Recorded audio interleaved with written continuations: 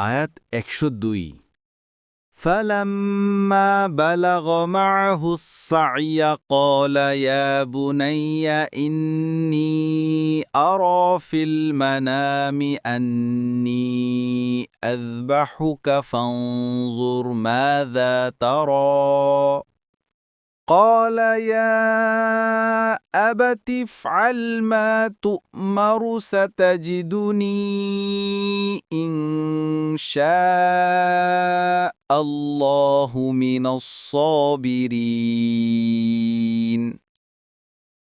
অনুবাদ। অতঃপর তিনি যখন তার পিতার সাথে কাজ করার মতো বয়সে উপনীত হলেন, তখন ইব্রাহিম বললেন, হে প্রিয় বৎস, আমি স্বপ্নে দেখি যে তোমাকে আমি জবেহ করছি। এখন তোমার অভিমত কি বলো। তিনি বললেন, হে আমার পিতা, আপনি যা আদেশপ্রাপ্ত হয়েছেন তাই করুন। আল্লাহর ইচ্ছায় আপনি আমাকে ধৈর্যশীল পাবেন। তাফসীর।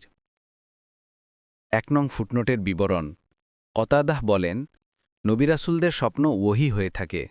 তারা যখন স্বপ্নে কিছু দেখতেন, সেটা বাস্তবে রূপ দিতেন। তাবারি